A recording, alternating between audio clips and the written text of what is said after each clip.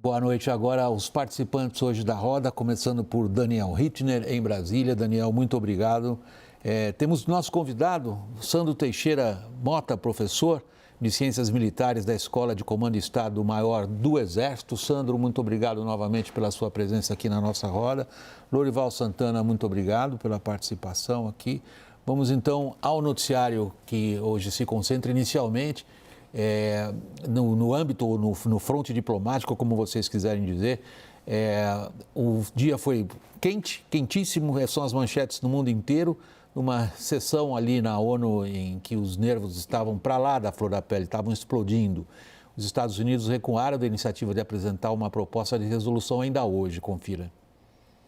Foi o quarto encontro para discutir a guerra desde o ataque do Hamas e o mais tenso deles.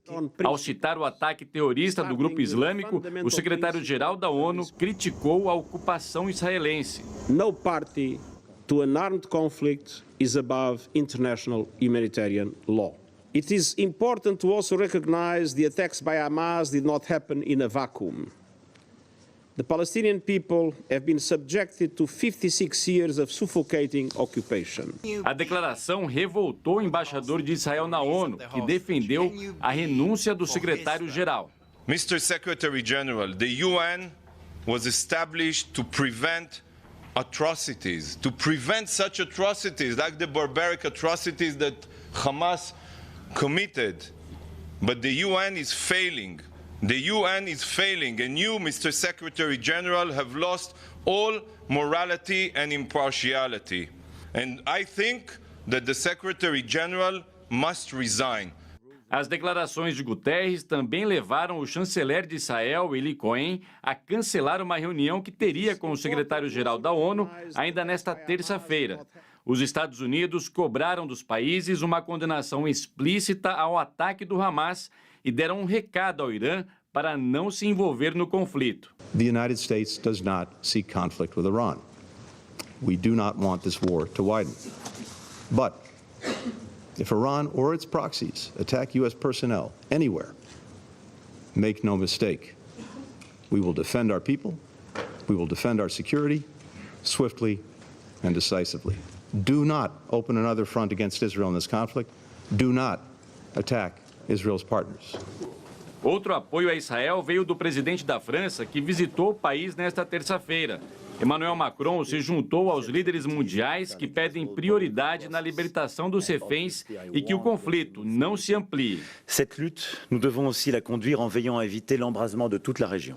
Mais tarde, Macron se encontrou com o presidente da autoridade palestina, Mahmoud Abbas, que pediu o fim das agressões de Israel e uma saída política para o conflito.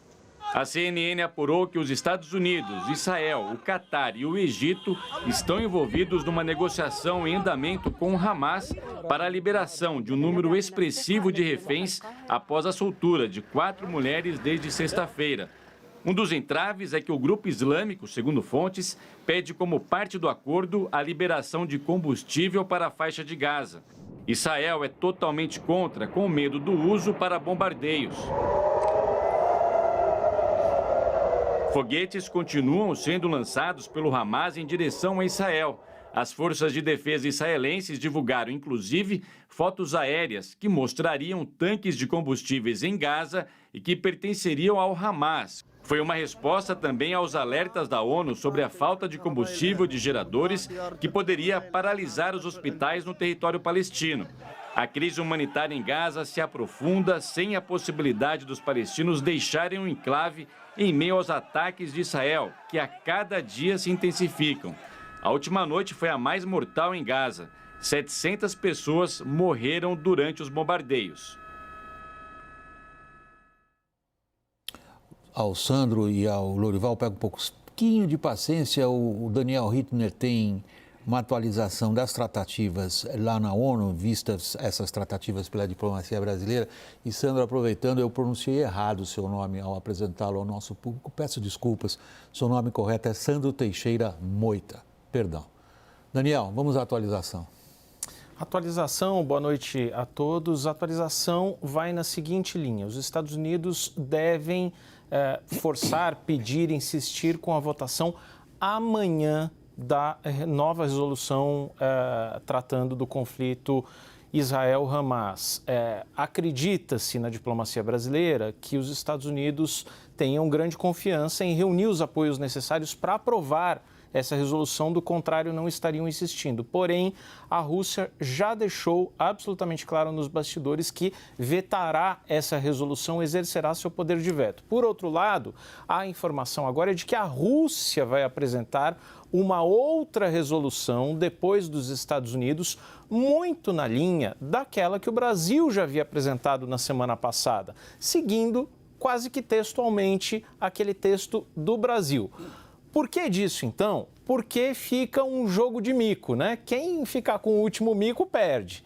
E a Rússia não quer ficar com o último mico, ou seja, de ter vetado, porque o veto é sempre um custo político. A Rússia quer, no final das contas, que o último veto seja dos Estados Unidos. Por quê? Porque na sexta-feira teremos provavelmente uma outra votação. Aí na Assembleia Geral da ONU, 192 países, sem poder de veto, e o que se espera ali é que haja uma grande carga, uma grande bateção contra os Estados Unidos pela sua postura no Conselho de Segurança. Um último detalhe, um bastidor: Antony Blinken esteve hoje na reunião do Conselho de Segurança e não conversou com o chanceler brasileiro Mauro Vieira. Ficou aquele mal-estar da semana passada pelo veto americano, né?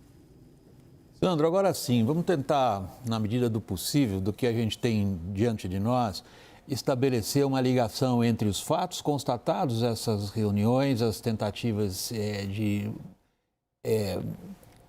fazer Israel respeitar as leis da guerra. Até o próprio secretário de Defesa americano está usando essa expressão. Não é à toa que eles estão usando essa expressão. E o que até agora todo mundo esperou que acontecesse com certa rapidez e não até aqui aconteceu, que é a invasão por terra. Na sua avaliação como especialista, o que explica até agora Israel não ter iniciado uma operação por terra? As dificuldades militares envolvidas no combate num ambiente urbano ou o ambiente internacional? Boa noite, William. Boa noite, Lorival. Boa noite, Daniel e toda a nossa audiência. Eu acho que é um pouco dos dois. Eu acho que é a pressão internacional e também a dificuldade de fazer uma operação urbana desse tipo. A gente tem que lembrar que os Estados Unidos acabaram de enviar uma comitiva de oficiais para Israel para assessorar as forças de defesa de Israel, chefiadas por um general fuzileiro naval de 3 estrelas, veterano da Batalha de Mossul, e então, para tentar trazer esse know-how de como lidar com um grupo terrorista que impede que pessoas saiam de uma zona urbana conflagrada, em uma batalha no meio disso. Então, eu acho que a gente tem aí um pouco dos dois, um pouco da pressão saudita, no sentido de tentar achar um caminho, um pouco do papel elusivo do Catar nos bastidores, tentando ali ver a questão dos reféns, fora a pressão americana de impedir que Israel vá com muita força em cima de Gaza, numa incursão terrestre, e produza milhares de vítimas palestinas, que seria um enorme golpe no prestígio internacional israelense. Lorival, da experiência que você teve, eu tive, cobrindo conflitos naquela região, há uma lógica interna desses conflitos especialmente trágica. A minha vingança sempre será maior que a sua vingança, que será maior que a minha vingança, que será maior que a sua vingança.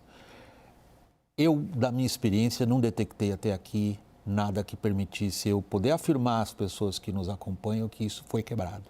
E você?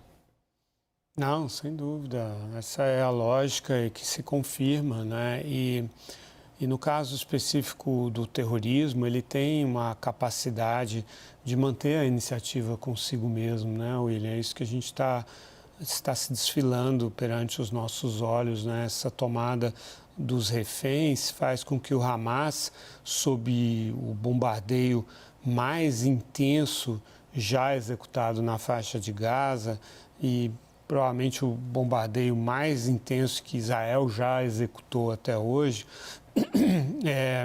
ele, em termos, porque no Líbano havia uma dispersão geográfica muito maior, né? Em Gaza há uma concentração muito grande de área, e mesmo assim o Hamas mantém a sua iniciativa com com os reféns. Eu acredito, e assim, ajudando, inclusive, a acrescentar mais um elemento à resposta da pergunta que você fez ao Sandro, os reféns realmente são um elemento muito forte que explica também o adiamento dessa invasão por terra, né?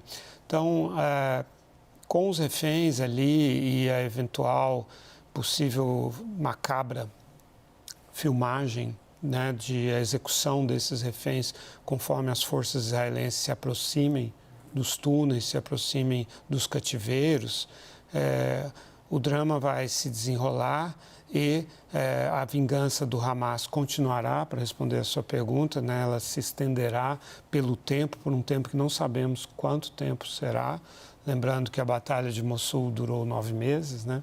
E no caso de Israel também, quer dizer, Israel se colocou um objetivo maximalista de destruir o Hamas, e isso vai ter um impacto não só sobre o Hamas, mas sobre a população civil de Gaza, que se reverberará por toda a consciência árabe e muçulmana.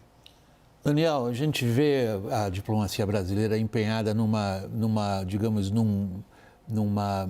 iniciativa um pouco mais ampliada, sobretudo no âmbito da Assembleia Geral, não só no âmbito do Conselho de Segurança, mas no âmbito da Assembleia Geral, de ter alguma forma de cessar-fogo.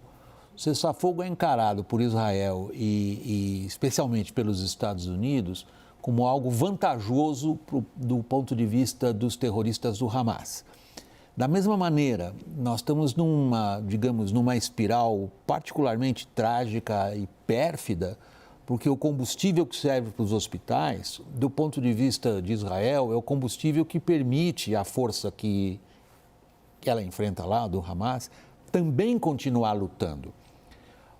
Onde você enxerga a diplomacia brasileira aqui, deslumbrando que tipo solução não vou usar essa palavra de jeito nenhum, mas que tipo de artifício aqui nesse momento para obter um cessar-fogo? É difícil, né? Porque todo esse impasse no Conselho de Segurança revela muito a disfuncionalidade, né, da arquitetura internacional hoje. Agora, é o que temos. Não temos outra ONU e não temos outra forma de debater o conflito que não seja essa, com pouca efetividade de uma resolução. Quer dizer, não adianta também, a gente está falando de vetos, fica parecendo que se algum país do Conselho de Segurança com membro permanente não vetar, que isso vai resolver todos os problemas. Não vai resolver, é uma mensagem que provavelmente cairá no vazio. Acho que também tem um fator ali que o cessar-fogo, neste momento, talvez seja visto por Israel como um sinal de fraqueza, além de toda a dor sofrida pela sociedade israelense, talvez seja visto como um sinal de fraqueza também. Só acrescentaria que numa dessas frentes, hoje o Celso Amorim, que é o principal conselheiro internacional do presidente Lula, conversou por telefone com o seu equivalente, com o principal conselheiro internacional do Irã. Eu até questionei algumas pessoas hoje falando assim, poxa, mas conversar com o Irã, que notoriamente é um financiador do Hamas, é um financiador do Hezbollah, e aí a resposta que eu ouvi é dizer, olha, se a gente está querendo exercer, sem juízo de valor, tá? Se a gente está querendo exercer alguma influência positiva, humildemente, sobre esse conflito, não adianta a gente sair apontando o dedo. E nem adianta esperar que o Antony Blinken ou que o Josep Borrell da União Europeia liguem para esse fulano do Irã, porque ele vai atender a ligação, mas não vai ouvir verdadeiramente. E o Celso Amorim ali, bem ou mal, construiu uma relação por causa do acordo, tentativa de acordo nuclear fracassado ali de 2010, construiu uma relação de confiança, então pode eventualmente exercer ali alguma influência se não for pretensão demais. É nesse terreno, sem muita resolutividade, que se move a diplomacia brasileira no momento. Exercer influência sobre o Irã, da perspectiva do Brasil, eu acho megalomaníaco, simplesmente fora da realidade. Mas, enfim, se a intenção é mostrar que fala com todo mundo, ela foi cumprida.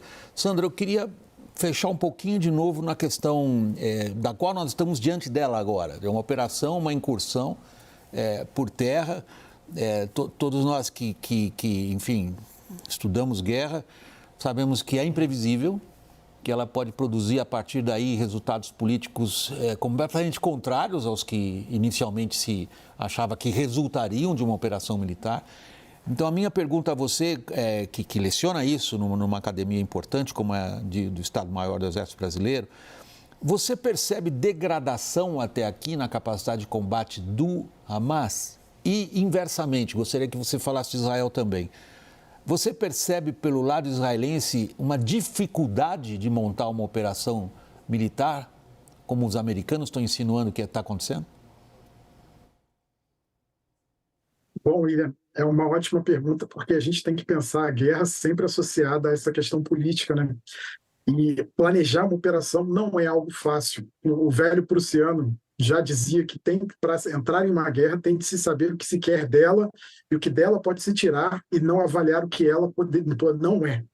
Então, no caso do Hamas, sim, observa-se uma degradação, observa-se uma redução desse poder de combate de lançar foguetes contra Israel. Diminuiu-se isso, talvez, com essa extensiva campanha de bombardeio aéreo feita pela Força Aérea Israelense e pela artilharia do Exército Israelense, mas não vai se eliminar isso de todo. Inclusive, essa redução dos lançamentos pode estar sendo feita como uma forma do Hamas atrair as forças de defesa de Israel para a armadilha. Ou seja, olha, estamos enfraquecidos, então Israel se sentiria tentado a fazer a sua ação terrestre. Isso também pode ser um ardil, e a gente tem que lembrar que na guerra existe a figura do engodo. Por outro lado, William, a questão da capacidade operativa das forças de defesa de Israel em fazer uma operação nesse sentido, do Tzahal, o componente terrestre das forças de defesa de Israel, é elevada, mas não se concebe uma operação em Gaza sem um enorme efetivo e sem uma capacidade de manter o controle daquela área num nível tal que você possa destruir a grande capacidade que está armazenada do Hamas nos túneis, e aí você vai ter que colocar muita gente, muito material, muitos blindados e muita engenharia, muitos tratores blindados para abrir caminho e abrir passagens e localizar as entradas dos túneis para que eles sejam efetivamente destruídos, e além de prover avenidas depois para uma eventual reconstrução de Gaza, porque não vai poder se deixar a realidade como ela é. Não pode se deixar a destruição que foi em 2009 nem a destruição de 2014. Vai ter que se fazer um outro caminho. E talvez isso seja uma coisa que refreie um pouco Israel, porque dessa vez ela vai ter que fazer uma operação que ela pense numa fase de estabilização, uma fase pós-combate. E talvez seja isso a principal pressão americana. Tem o alerta do Biden da semana passada, não fazer o que nós fizemos. Lorival, vamos dar uma espiada na situação dentro de Israel. O trauma é profundo, a divisão que havia na sociedade israelense parece que foi coberta com um pedacinho de papel, né? Ela continua ali com enorme força. Qual é no momento, o tipo de articulação política de Israel que indica o quê? Um apoio irrestrito a essa operação militar que parece que está ali pronta para ser desatada, ou um pedido de cautela, sobretudo diante dos reféns? Sim, existe a questão óbvia dos reféns, né, que já é um fator de dissuasão, né, de uma ação que possa ser irreversível do ponto de vista da sobrevivência desses reféns. E existe um aspecto ético uma discussão ética que está acontecendo em Israel, uma vez que a comoção vai dando lugar a uma discussão realista sobre as opções de Israel e sobre as questões éticas. Hoje mesmo eu assisti agora à noite uma entrevista com uma mãe israelense dada a Erin Brunette da CNN, cujo filho de 17 anos foi morto na ação do Hamas. E ela dizia que não existe dentro dela espaço para a raiva e que a dor de uma mãe palestina é a mesma que a dor de uma mãe israelense. E eu tenho visto esse debate dentro de Israel. Não que haja uma discussão sobre o direito de resposta, o direito de autodefesa de Israel, isso não existe discussão e até o direito internacional respalda isso, né? Mas sobre como fazer isso né? E como não ser guiado por uma vingança, um sentimento brutal, cego de vingança, que diante da assimetria, né, de poder, de fogo entre Israel e o Hamas, pode levar a uma ação desmesurada, tão desproporcional, que tire, digamos, o lugar ético, moral que Israel ocupa diante das atrocidades cometidas pelo Hamas. E à medida em que os dias vão passando, esse debate se tornará mais forte ainda.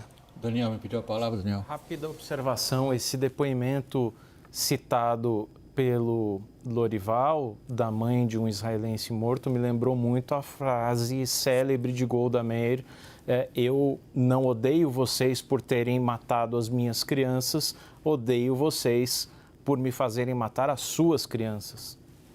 Daniel, Sandro e Lorival, eu vou para um breve intervalo, a gente volta com o mesmo assunto daqui a um instantinho. Até já.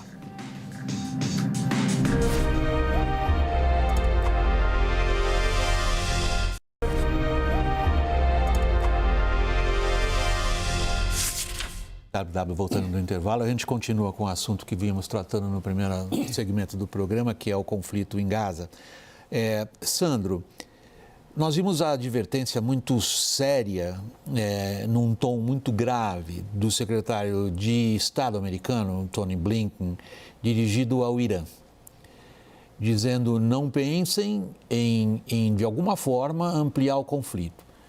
Quando a gente olha para a projeção de poder americana no Oriente Médio, eles têm o que eles mesmos chamam em inglês de High Value Targets ou Assets, espalhados pelo Golfo Pérsico e pelo Mediterrâneo. A questão é saber que capacidade tem o Irã, eventualmente, de atacar os americanos nessa região.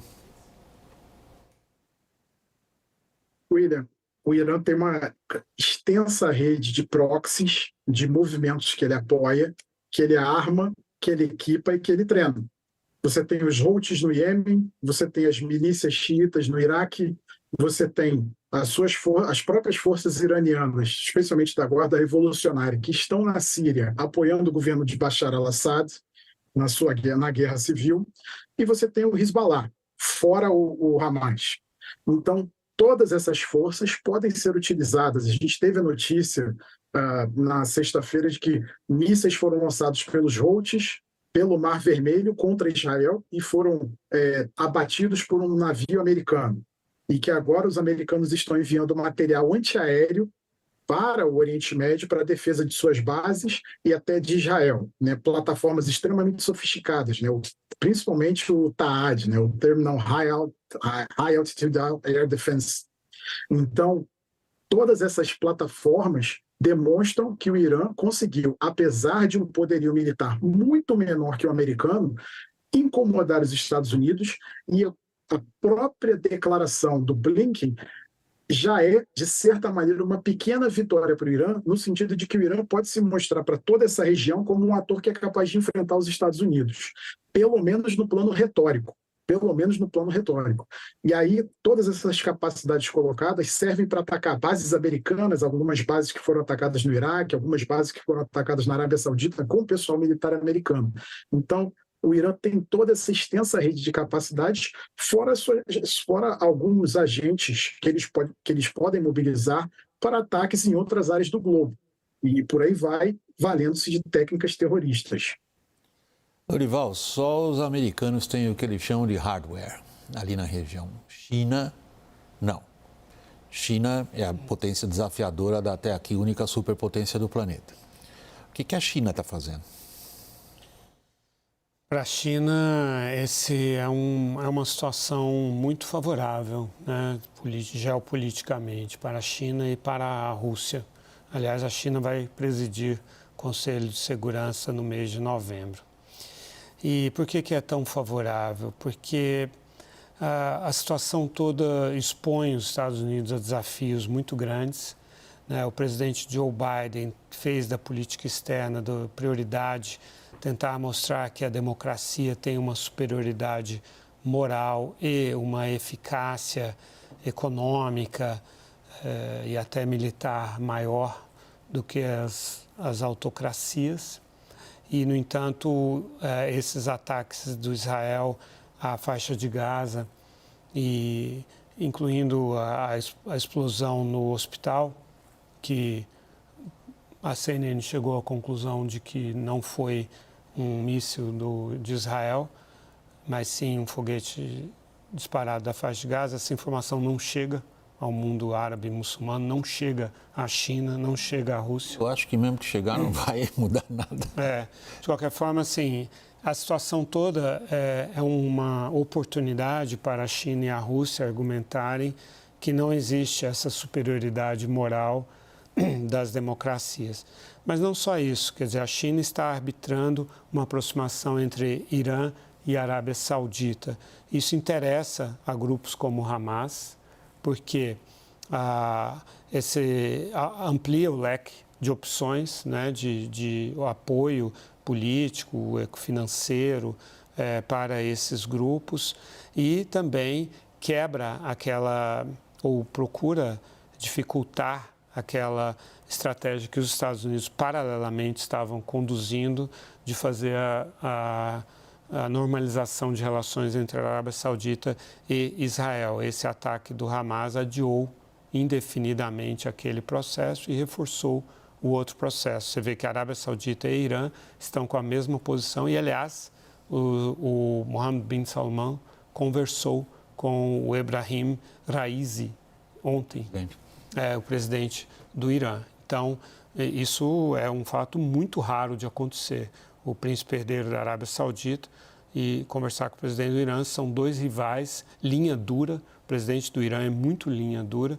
Então, evidentemente, todo esse ambiente facilita a estratégia chinesa. O Brasil encontrou seu lugar nesse ambiente, Daniel?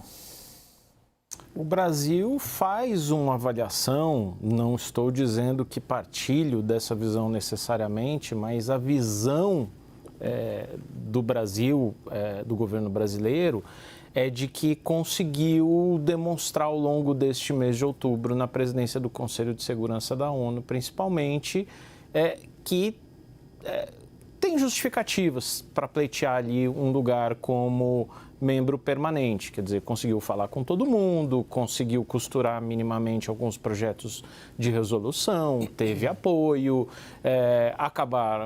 o texto acabou sendo vetado, mas reuniu um apoio bastante grande. Então, a tese levantada aqui em Brasília é de que o Brasil está terminando o mês de outubro maior nesse pleito do que começou o mês, né? Agora, é um mês em que também ficou, mais uma vez, evidenciada a disfuncionalidade do Conselho de Segurança da ONU, que não aprova uma resolução sobre o conflito Israel-Palestina desde 2016, e o nosso embaixador em Nova York, Sérgio Danesi, comentou: eu cheguei há 4 meses aqui nesse posto, desde então foram 4 vetos, ou seja, é a inoperância prevalecendo.